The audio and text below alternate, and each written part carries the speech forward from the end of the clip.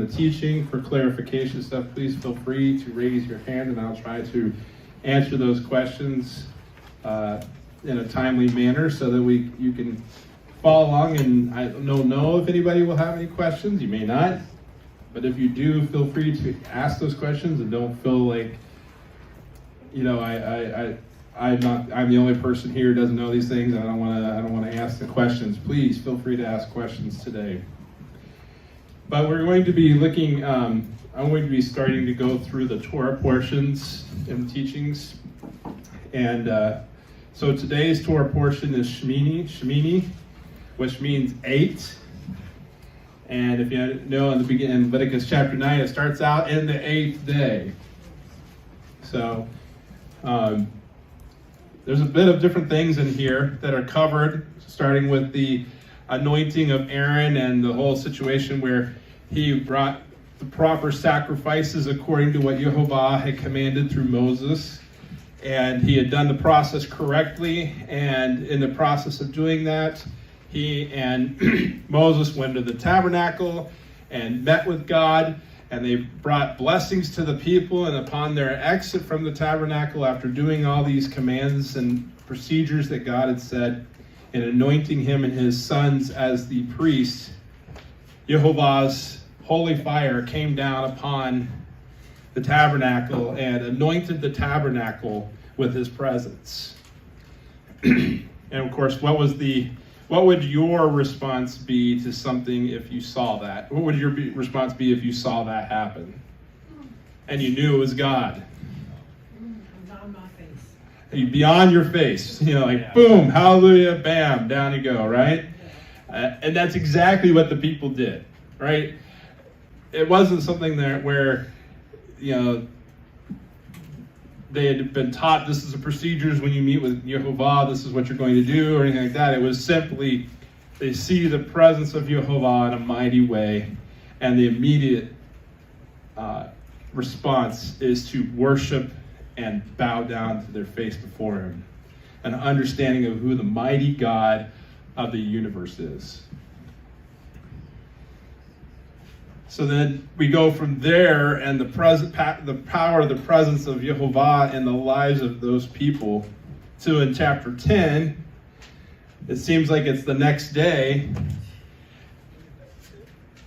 Aaron's sons are like, I want to see this again. It was really cool, Let's see if we can get this again. So they went through and they did all the procedures their father had done in order to be anointed, and they got the burning incense on the coals and went into the tabernacle and tried to do the whole situation their dad did in order to see the power of the presence of God again. And they did. They saw it.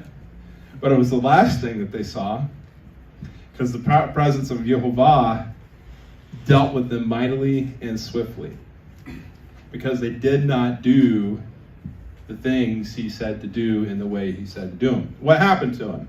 What happened to Nadab and Abihu in the scriptures? Anybody? They died. Yep. They were burnt to a crisp. They were, that was the end of them. They became human marshmallows on the roasting fire of God. They weren't burnt to a crisp. Well, they were burnt up. It says they were burnt significantly, that they died pretty quickly. And so, can you imagine that Aaron just got done on this 8th day, this Shemini, of doing all these procedures according to what Yehovah had done, has seen the mighty power of God, and then on the 9th day, his 2 oldest sons are taken by God for trying to do the exact same thing. And the heartache that must have been. And Moses has to come and confront him and say, I know that you're hurting, but you cannot defy Yehovah and his procedures. You still are the representative of him to the people and are required to do things exactly as he has said. So he couldn't mourn for them because he was in the presence of Yehovah still. He couldn't deal with them. He couldn't bury his sons because he was in the presence of Yehovah. And so others, his brothers, sons, I guess his nephews, I think it was, had to come and take care of the 2 bodies of his sons and take them out of the tabernacle and go outside the camp and bury them out of his sight. And he was not able to go and be a part of that. So you see the power of the presence of God in a mighty way and a huge blessing, and the result of the blessings on the people, and the people were awe-inspired by everything in chapter 9 to this great low of seeing the destruction when you do not do things according to Jehovah's commands with Nadab and Abihu in chapter 10.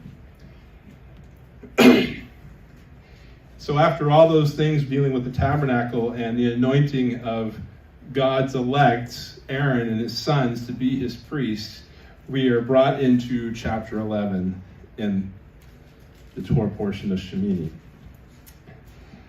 The food laws.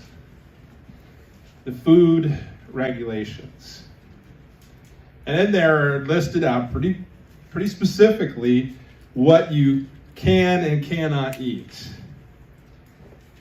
as a follower of Jehovah, as one of his children. So I want to kind of go through that and kind of break it down real quick to share a few things in this section. I know that we probably all can read these and pretty easily understand them. So, not me. But if you don't understand or you have a question as I go through and read these, feel free to ask that question so we all have clarity on these things. So I want to start out with what we can eat. Animals you are allowed to eat. All right? And it breaks them down into 3 different groups: land animals, water animals, and flying animals. All right? Land animals, water animals, flying animals. So starting in verses 1 through 3 of chapter 11, it says, "Now Jehovah spoke to Moses and Aaron, saying to them, Speak to the children of Israel, saying, These are the animals you may eat among all the animals that are on the earth. Among the animals, whatever divides the hoof, having cloven hooves and chewing the cud, that you may eat." All right, so we basically have 2 parameters for land animals, right? Divided or cloven hooves and chewing the cud. So the kids were talking about having split toes. Well, they may have split toes, but they do not have hooves. So it's a divided or split hoof that they must have, and they must chew the cud. All right, nowadays in scientific terms, we oftentimes call these ruminants, right? So there's what is expected of land animals. Anything that doesn't chew the cud and doesn't have a divided or cloven hoof is not on the menu. All right? Second thing, we go to water animals. So go down to Leviticus 11, verse 9. Water animals. "These you may eat of all that are in the water. Whatever in the water has fins and scales, whether in the seas or in the rivers, that you may eat." Pretty self-explanatory, isn't it? So what are the requirements for eating things that are found in the water? Fins and scales. Very simple. All right, so if you can go and you grab something out of the water and it has fins and scales, it's edible. Is a puffer fish edible? No. I think it actually is, because I think it has fins and scales. It's just poisonous, so you have to learn how to do it right, like the Japanese, and if you can eat it. All right, now, it is considered a poisonous fish, so, Yeah. choose your own adventure. Does it have, I can't remember if it has scales. That was the one. It doesn't have scales, you're sure on that one. I know there's one that's poisonous that does have fins and scales, though. But most fish that are poisonous, though, actually, I do believe, do not have scales. They do have, a lot of them have fins, but don't have scales. And of course, then there's a lot of things found in the ocean, in the seas, and in the rivers that don't have fins or scales, aren't there? And so those things we need to stay away from. It's interesting, historically speaking, to understand that lobster, how much does a lobster cost? Is it cheap or expensive? Expensive. Is it considered an expensive, fine, high dining food, right? It's interesting because that, prior to about 75 years ago, was considered scum of the earth, poor man's food. somehow in the last 75 years it's totally been flipped on its head, and now it's become a popular dish that's considered highfalutin if you eat. Beside that, though, it's the butter, the garlic butter. Well, yes. So we, in the year 2000, we were looking at being missionaries to France. We go over there on Christmas Eve and are eating there at a Christmas Eve party. This was before we were doing Torah. And it's a tradition over there on Christmas Eve to eat escargot. And so this lady comes and says, here, try this. And you're having snails and garlic butter. And I'm telling you right now, the snail was worthless. The garlic butter was the thing that made it delicious. If it wasn't for the garlic butter, you wouldn't be eating snails. Just letting you know that. But again, snails, you can find snails in the water. They're not to be eaten. They don't have fins or scales. All right. Next we go to flying animals. Most of this is birds, yes, but there are also other flying animals that God connects together in one group. So basically anything not listed here is considered edible, and part of what could be found on your table to eat. So down in verses 13 through 20 of Leviticus 11 it says, and these you shall regard as an abomination among the birds. They shall not be eaten. They are an abomination. The eagle, the vulture, the buzzard, the kite, and the falcon after its kind. Every raven after its kind. The ostrich, the short-eared owl, the seagull, and the hawk after its kind. The little owl, the fisher owl, and the screech owl. The white owl, the jackdaw, and the carrion vulture. The stork, the heron, and after its kind. The hoopoe, and the bat. All flying insects that creep on all fours shall be an abomination to you. Now, that was New King James Version. Does anybody have any other versions? Okay, a couple others. Did you see some words that were different than what I read? Swan, okay. Any others? Pelican. Did you have ostrich in your list? Okay. Osprey. All right, instead of one. So there were some definite derivations in the words in that. And I'll get back to that in a minute. Going on, Leviticus 11, verses 21 through 22. So continue on there. Yet these you may eat of every flying insect that creeps on all fours, those which have jointed legs above their feet, with which to leap on the earth. These you may eat, the locust after its kind, the destroying locust after its kind, the cricket after its kind, and the grasshopper after its kind. So we see there some very specific things on these flying insects. In verse 20 it says, you will not eat these are abominations, but it says, but here are the exceptions. All right, it must have jointed legs for hopping, and let's see, does it say, and then it goes on, of these, they must be able to have these jointed legs for which to leap. And these you may eat. And it goes on to list some, the locust, the destroying locust, the cricket, and the grasshopper. Are those four all the same in every translation in English? Okay, some have different ones. There are some with differences. So each of those are ideas. Obviously, most of those are the same thing, but they go through stages from grasshopper to locust. I've gone through and watched a lot of YouTubes on this to try and understand what a locust is different than a grasshopper. And pretty much it states that grasshoppers and locusts are the exact same thing.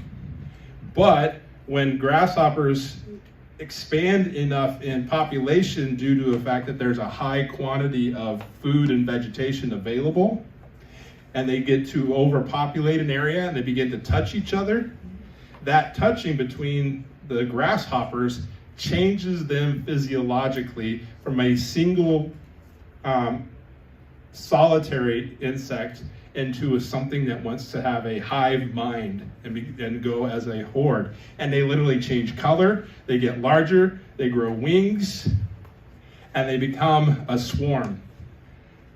And that's when they become destructive. So it's literally the exact same thing. However, those locusts are edible, just as the grasshopper is. Crickets are usually considered the other thing, and any derivation of those three are what is edible. I mean, we also see this, of course, with, as Ann pointed out to the kids, John the Baptist. What was his diet that was supposed to be consisted of his entire life? Grasshoppers and honey, locusts and honey. I can't imagine being the guy that was required to eat locusts and honey my entire life. I mean, honey's pretty good, but and you could probably dip a lot of things in honey to make it taste okay. But I would think that after a while that would get pretty monotonous. Huh? Tastes like chicken, my wife says. Did he know what chicken tastes like, though? So, Andrew. Was he required to eat that, or did he just do it because that's all the food he had? I thought he was just an asshole. No, it was from birth he was supposed to eat locust and honey. If I'm not correct on that, feel free to look it up and let me know, but I'm pretty sure he was required from birth to eat locust and honey. Well, off the top of my head, it does say from birth that he will eat locusts and honey. I don't think that's to say that he's required to. I think it's to say he's going to live in a wilderness life. That's what he's going to have available. Right. Okay. I think so too. All right. I took it as reading that this was the requirement for his life, kind of like we basically could kind of consider him like a Nazarene, and that kind of like Samson was supposed to have a Nazarite vow in his life, that locusts and honey were going to be his food of choice, kind of like a Nazarite. That's how I took that. Either way, it sounds like he was supposed to eat locusts and honey all his life, and wore camel skins. So there's a good example in the scriptures of someone eating locusts. Now, so we see in there jointed legs for hopping, may or may not have wings. Now, one of them, one translation has in there beetles. Does anybody see that translation? No one has the King James Version, do they? Yeah, I do. King James Version, do you have? Not the New King James, the original King James has the word beetle in there. You're like, what? And it's the word hargol in the Hebrew. Now, do you know what a hargol is, folks? No. Anybody? Anybody ever seen a hargol? No. So what we're seeing here is someone trying to take and understand what is in English, what the Hebrew means. Other translations translate it as cricket. All right? Now, beetles do not have jointed legs and cannot hop. So when you see beetle in there, the reason it's in there is because the original translators in the King James had no idea what the word meant. And so they just threw something in there to take the place. The best guess scenario. All right? And that happens actually more than once in these lists here. So I was going to kind of go over some of these things. Compare to Deuteronomy chapter 14, if you want to go over to Deuteronomy 14, where it lists similar things with the flying animals. Verses 11 through 20. 14, 11 through 20.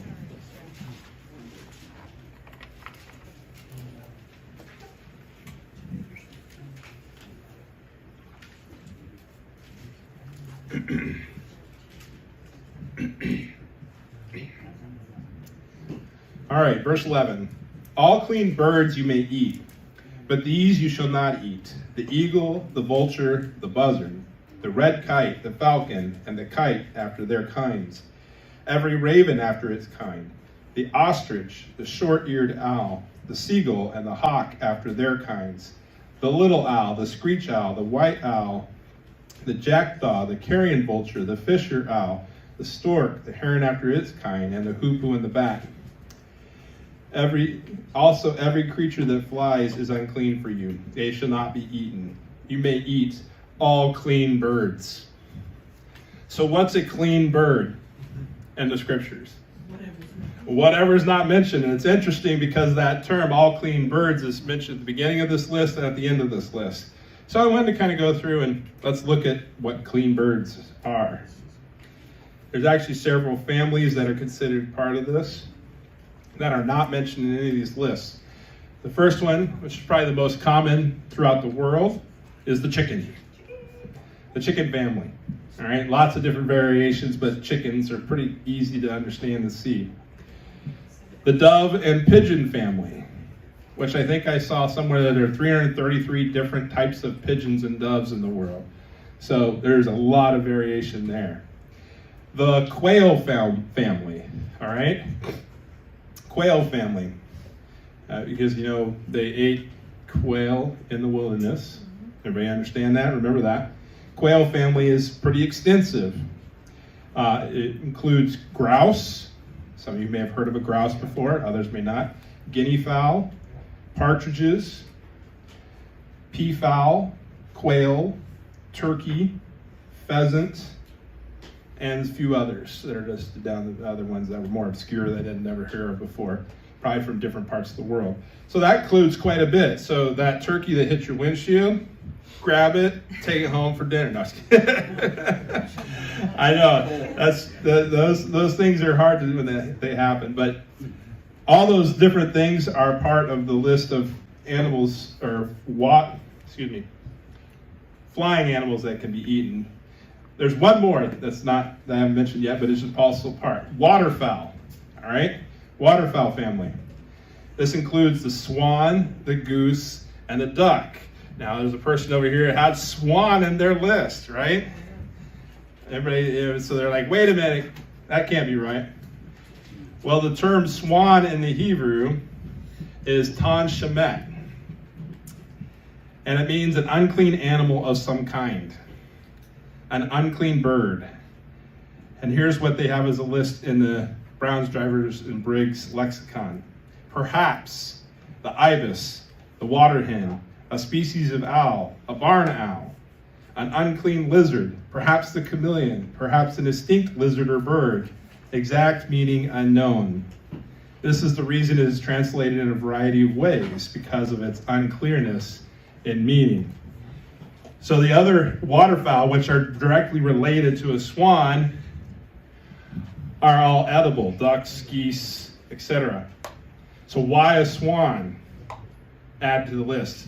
And the reason being is because swan were considered an animal that was majestic and would oftentimes be one that was related to temples and would not be allowed to be eaten. So the authors, again, in the English translation, saw the swan as something that shouldn't be eaten, and so they said, oh, that must be that word, let's stick it into that from what we know of the surroundings around us. But swans are like ducks and geese. They do the exact same things. Their anatomy is exactly the same. They're a clean bird. All right? So therefore, we go through and we see, again, the things you can eat. Land animals, they have to have split hooves, chew the cud. Flying animals, there's a list that you can eat. Bugs you can't eat. There's a list of jointed legs that you can eat. And then those things that are found in the water have to have fins and scales. All right? Let's go to the animals you are not to eat. Animals you are not to eat. And those are listed here. Land animals. In Leviticus 11, go back there to verses 4 through 8. Nevertheless, these you shall not eat among those that chew the cud or those that have cloven hooves. The camel, because it chews the cud, but does not have cloven hooves, it is unclean to you. The rock hyrax, because it chews the cud, but does not have cloven hooves, is unclean to you. The hare, because it chews the cud, but does not have cloven hooves, is unclean to you. And the swine, or the pig, though it divides the hoof, having cloven hooves, yet does not chew the cud, is unclean to you. Their flesh you shall not eat, and their carcasses you shall not touch. They are unclean to you. Then we go down to verses 24 through 28, and it says, by these you shall become unclean. Whoever touches the carcass of any of them shall be unclean until evening. Whoever carries part of the carcass of any of them shall wash his clothes and be unclean till evening. The carcass of any animal which divides the foot, but is not cloven hooved, or does not chew the cud, it is unclean to you. Everyone who touches it shall be unclean, and whatever goes on its paws among all kinds of animals that go on all fours, those are unclean to you. Whoever touches any such carcass shall be unclean till evening. Whoever carries any such carcass shall wash his clothes and be unclean until evening. It is unclean to you. And then going on in 29:31 again. These also shall be unclean to you among the creeping things that creep on the earth. The mole, the mouse, and the large lizard after its kind, the gecko, the monitor lizard, the sand reptile, the sand lizard, and the chameleon. These are unclean to you among all that creep. Whoever touches them when they are dead shall be unclean till evening. So when you look at these passages so far, we're sharing a lot of stuff about unclean. When are you unclean? Time-wise, what's the unclean time frame? Till sunset. Till sunset. And what is expected in that time frame from touching this till sunset? A bath. You're supposed to wash, and what are you supposed to wash? Your clothes and your body, right? So everything that touches that is going to be washed. And then you'll be unclean or clean as of sunset that evening, the new day. All right? So, one time my dog died.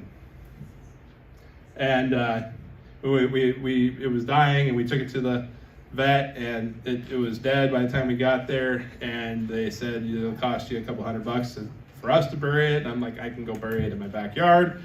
So they loaded it in my car, and I got home, but I had to carry my dead dog from my car to where I was going to bury it in my backyard.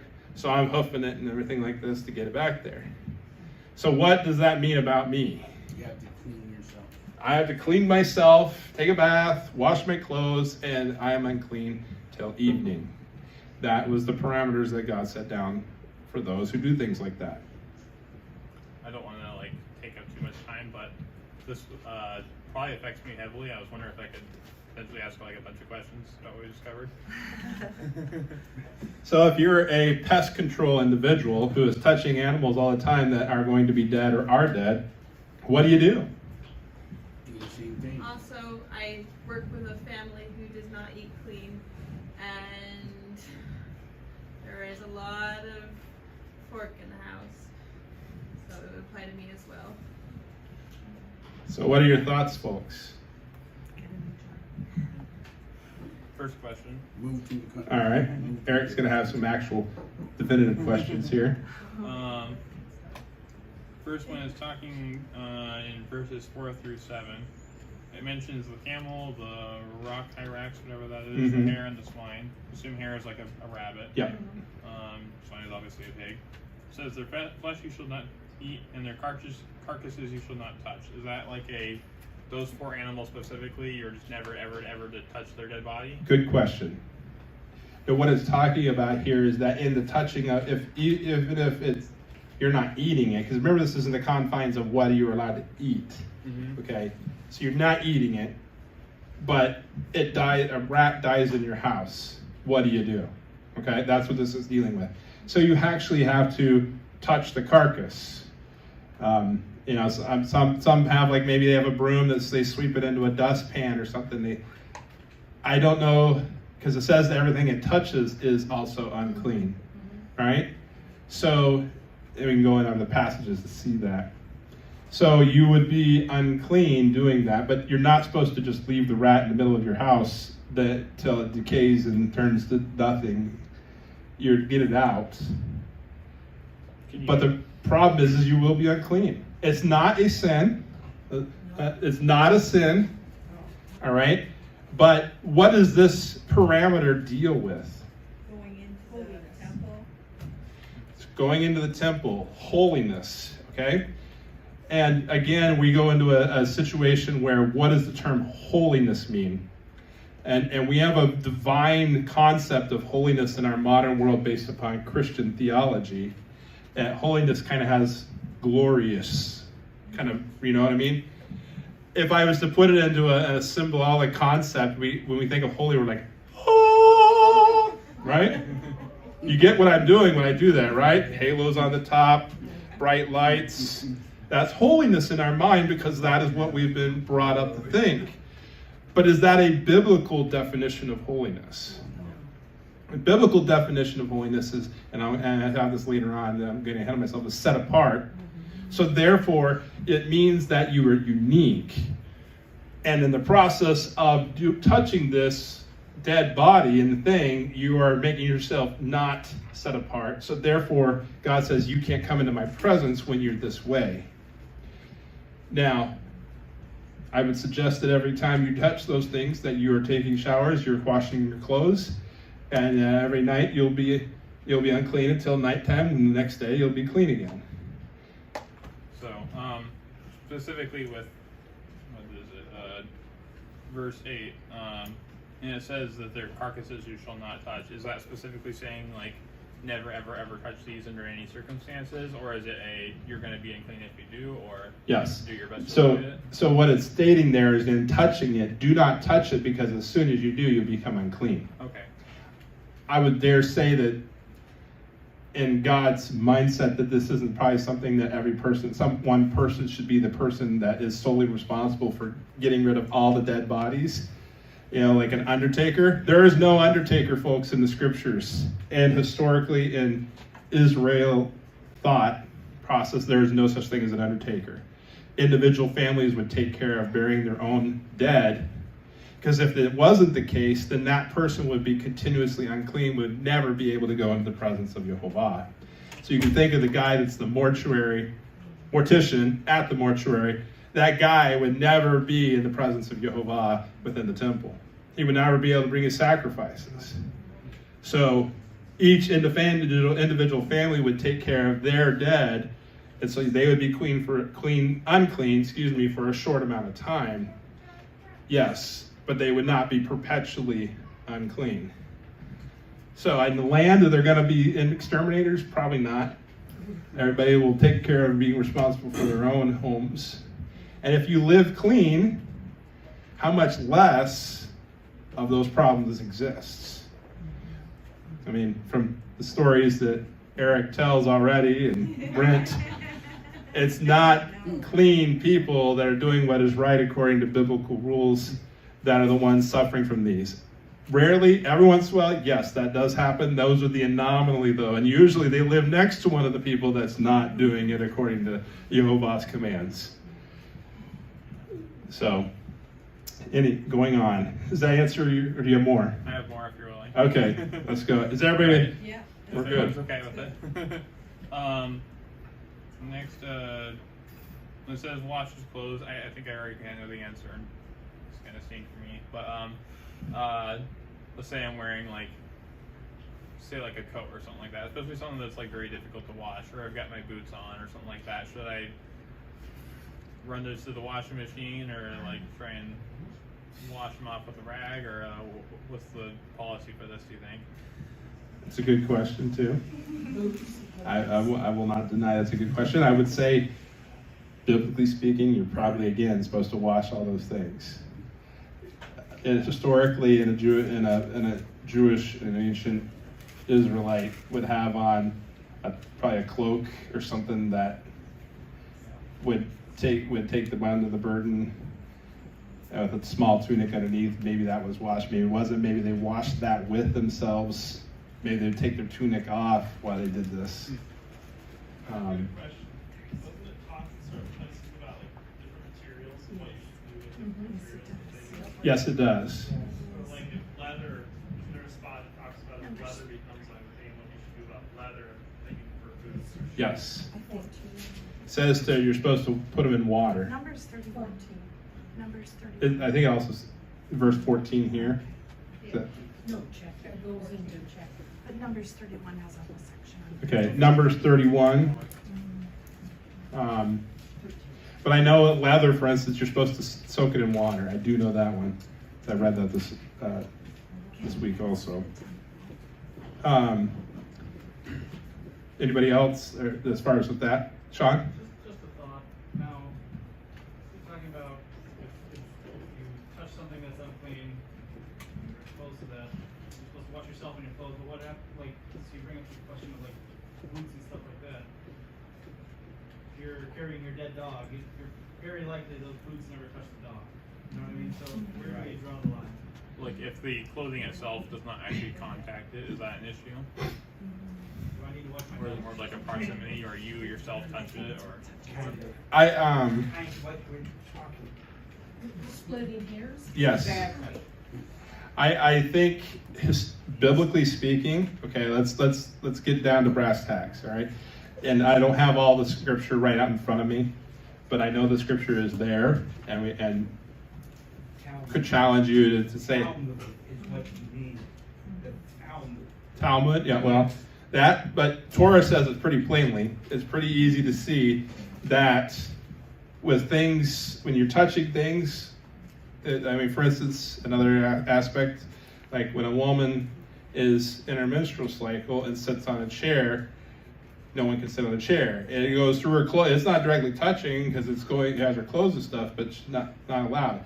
The same thing concept here, that if you're wearing it and you're doing this, we think of every one of the guys in the priests who dealt with, like, for instance, the dead bodies of the animals when they went out and had to bury them. They had to wash all their clothes with their bodies before they could re-enter the camp. So does that mean, like, so say I got my dog, I'm carrying him, touching my shirt in my hands. Does that mean, like, is like a certain amount of things that it probably has to go through that come unclean? Or No. Everything. Everything. So, like, for instance, your arms, are they attached to your body? Is your body unclean? Yeah. So are your socks unclean? Yeah. Because they're touching your body, right? But then are my shoes unclean? Is it the ground beneath me unclean? No, I'm not talking about the ground. It doesn't say anything about ground or what you're touching like that, but it does say the clothes you're wearing do become unclean.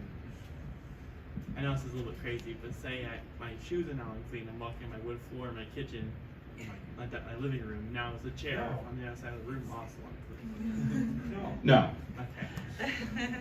I think it's talking about directly touching things when you're unclean yourself. All right? For instance, another good example, when a person dies inside of a building, that building is unclean. And everybody's inside of that building is unclean until they wash everything. So I think there is some strong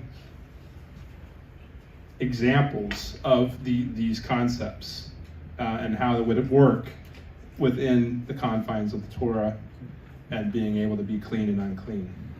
Kevin?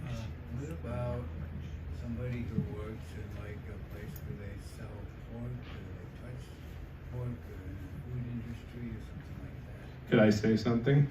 Don't be Torah observant and work in one of those places. Yeah, I know that, but What if they are? Find another job. yeah, because in that industry, I used to work at McDonald's when I was younger, there's a lot of I know. With each of our kids, when they've gone out and gotten jobs, you can go on to McDonald's and pretty much you're guaranteed a job. And we've said, but you're not going there because you don't know when you're going to have to touch those things. So what about when you go to, you just need to clean yourself if you go to a funeral? I went to a funeral this week. I was near a dead body, and I'm pretty sure it says near a dead body, okay, in the scriptures. And I went home, washed myself up. I was unclean till evening. 7 days for a dead body. 7 days, yes. So I'm still unclean. You're right. Thank you. Go, we gotta get away from you then. Yep. So. And last question, if we're ready for it, and I know this is like a very nitpicky thing that's like probably not easy to cover or like have an advance for, but when it says like until evening and you're supposed to like wash clothes and stuff like that, is that like implying that you should wash your clothes and wash yourself before evening hits? And Yes. like what happens like If you don't get home till 10 o'clock at night, and it's or I would let's just- say it happens after you. I would go evening home or and something like you that. would not be, you would be unclean till the The next next day. Okay. day in the evening. I think there is an aspect of intentionality that's involved in this also. Thank you. That if I'm like, I am not going to do this because I don't have to, and this is my heart attitude, because God says you need to do this or you're unclean until you do. But there's a point where if you go through the point of coming from, okay, I just can't do it right now, to I won't do it right now, that you switch from having it being unclean to becoming a sin. So it's uncleanness is not a sin, but the heart intention of something is a sin. Does everybody understand that? So the doing of it, touching things, carrying my dead dog, having a dead body, those type of things, would be uncleanness. But if I said, I don't have to do this, You know, I don't need to get it washed. I can't wash my clothes. You know, I'm not going to do that. Then you're moving in from uncleanness into watch your hearts. Satan is at the door, as Jehovah said to Cain. One interesting aspect of this, when you consider uncleanness, priests and Levites didn't handle dead bodies of people because that would make them unclean. So you think of, like, in essence today and throughout the last 2,000 years of priests / pastors / shall we say, I'll use the term clergy in the church, being the ones who officiate all the dead bodies and touch all the dead bodies, is a direct opposite of what the scriptures would have said to do, and which is something really interesting. Because typically, again, the families would bury their own dead, and that way they would be the unclean, and not those who are supposed to be in charge of the temple or the tabernacle. So, did you have any other questions? I think I'm good. Some answer. All right, good, very good questions. Excellent questions. I hope that helped some thoughts and spurs. If you want to go into some deeper detail, the scriptures are in there. We can dive deeper and find some more scriptures on these different questions that Eric asked. Excuse me. So this goes into some interesting side notes that I have heard as I've gone through the Torah community and become more involved in the Torah community that people have asked. And I'm going to go through some different thoughts here. So Jehovah gave Israel dietary laws. These laws were to make them holy. That didn't necessarily mean morally superior, but as we said, set apart. And they were different from those around them. Some people, you've probably heard this before, like, oh, I can't eat a pig. That's so disgusting. You ever heard anybody say something like that? Or, I would never eat a rabbit. Gross. I can't even fathom someone would do such a thing. All right? Personal tastes, appetites, are wrong reasons to avoid unclean food. Just because you think something is gross or disgusting does not mean that should be unclean, or that's the reason it's unclean. So I've heard a lot of people say, I used to like bacon, but now this looks so disgusting, including myself. All right? But that is a fickle thing. There was a time in your life where bacon was a good thing, right? Personal taste and appetites are wrong reasons for avoiding unclean food. I've heard a lot of people say, well, I learned that the pork is really bad for you health-wise. So therefore, that is a good motivation to eat clean. I've even read through a book by a Baptist pastor who lived in Austin, Minnesota, who lived next to Hormel Foods, who went through and did a whole study on how pork is bad for you. And scientifically proved it and did a good job. It was an excellent book on health and pork and not eating pork. But is that why God said don't eat pork? No. As I've gone through and studied these things, for every command dealing with food, there are exceptions of unclean things that are helpful. Think about it. How about medicines? How many unclean things are in them because they are considered helpful? I have watched a study, a documentary that was done on horseshoe crabs. And you know what a horseshoe crab is? Looks like a prehistoric nasty thing with a big spiky tail, almost like the trilobite concept. Similar to that. You know what they were researching with them? They found that horseshoe crabs don't have a problem with Alzheimer's. So they were looking at mass-producing horseshoe crabs and raising them so they could ink out the stuff from their brains that they are using in Alzheimer's research medicine. Glucosamine. How many have ever heard of glucosamine and chondroitin? Glucosamine comes from shellfish. It's considered good for your joints. You eat it, it helps you get stronger joints, your pain lessens, but it comes from shellfish. Are those things that we should be worried about? Biblically speaking, God would, but that's not always the case within the Torah community. A Jewish commentator once stated, "A person should not say, 'I think pork is disgusting.' Instead, he should say, 'I would certainly eat it, but my Father in heaven has forbidden me to eat of it, so I will not.'" Do you see the difference there? Has nothing to do with any of the things. What happens if they come out, actually had an individual say this, that there's certain Orthodox rabbinic groups that state that if they can come out with a clean pig, and I have no idea what the parameters of a clean pig is, that they would declare it kosher and you could eat kosher pig. Okay? That's not what the Bible says. All right? And I don't know what the parameters for that would be, but this is what was stated in a clear conscience and in a very straightforward way. God says this is what the parameters are to be holy before me. Our response should be, all that you say we will do. So why are some animals clean and others not clean? Surely Jehovah Elohim in his wisdom knew what foods would be good for his people and what foods would be harmful for them. More to it than simply good health. It's not necessarily, as Jordan Rubin did, the Maker's Diet, is not the key to all good health. There are many people who have gone to the Maker's Diet and been helped, but there are many people who have gone to the Maker's Diet and don't see any change at all. It's not simply a health food diet that God prescribes. Kosherly symboled food does not mean it's good for you.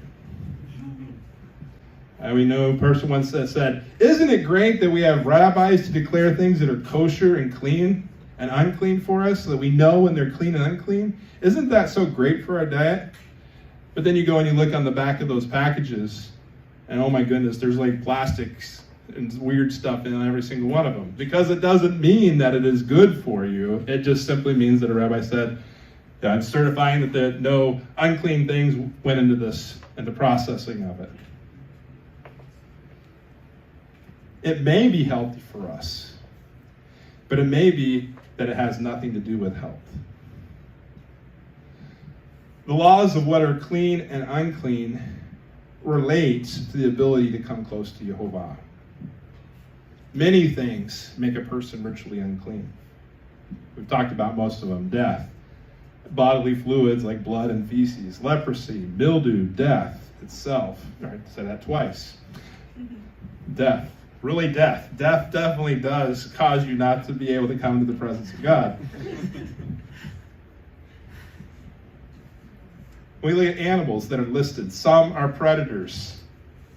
They deal with death. Others are scavengers. They eat death and blood. Some are associated with diseases. If you want to eat an armadillo, your likelihood of getting leprosy goes up astronomically. Others are connected with other aspects of ritual uncleanness. Therefore, maybe the Almighty declares them as unfit for his people due to the associations with ritual uncleanness. But these are just guesses, because nowhere in scriptures actually tell us this. We really do not know the reasons some animals are called clean and others are not. Asking why a buffalo is clean and a rabbit is not is like asking why the Sabbath is on the 7th day of the week and not the 1st of the week, or why the sun rises in the east and sets in the west instead of the other way around. We simply don't know. Some things in God's word we have to accept simply because he says so. Who are we to question the creator and ruler of the universe? He decided that certain creatures are not food for his people, Israel. That is perfectly within his authority. So if we obey God when it makes good sense, when we happen to have a similar preference, is that really obedience? When God says don't eat pork and we decide that we don't like pork, does that make it the right way to think? If a child has a father who chooses his bedtime and says, 9 o'clock is your bedtime, son, we're going to have you go to bed every night at 9 o'clock. The first night the new bedtime ritual was set up, the child is really drowsy. Rubbing his eyes, really exhausted, just worn out, all good, as all get out. So he willingly obeys his father and goes to bed. How wise my father is to send me to bed at 8, thought the child. Said no child ever, but yeah, for the sake of this. The next night, however, he did not feel tired. He was quite excited. He had lots of energy. No reason to go to bed so early. The 9 o'clock bedtime requirement seemed arbitrary and unnecessary, so the child chooses to ignore it. It is not obedience if we only obey when it suits us to do so. We may not be able to deduce why God designated some animals as clean and others as not. We do know why he imposed the dietary laws on his people, because the Torah tells us that. It's a matter of holiness. Look with me down at verses 43 through 45 of Leviticus 11. You shall not make yourselves abominable with any creeping thing that creeps, nor shall you make yourselves unclean with them, lest you be defiled by them. For I am Yehovah, your Elohim. You shall therefore consecrate yourselves, and you shall be holy, for I am holy. Neither shall you defile yourselves with any creeping thing that creeps on the earth, for I am Yehovah, who brings you up out of the land of Egypt to be your God. You shall therefore be holy, for I am holy. Unless we think that it stops there, we can run all the way over to 1 Peter chapter 1, verses 13 through 16. And Peter writes, therefore gird up your loins, the loins of your mind, be sober and rest your hope fully upon the grace that is to be brought to you at the revelation of Yeshua Messiah. As obedient children, not conforming yourselves to the former lust as in your ignorance, but as he who called you is holy, you also be holy in all your conduct. Because it is written, be holy, for I am holy. As we walk closer to Yah, as we identify with his people, we should desire to trust in him and seek to be holy as he is holy. Let us be like our Master Yeshua and be about our Father's will. Let us be holy as he is holy. Shabbat Shalom.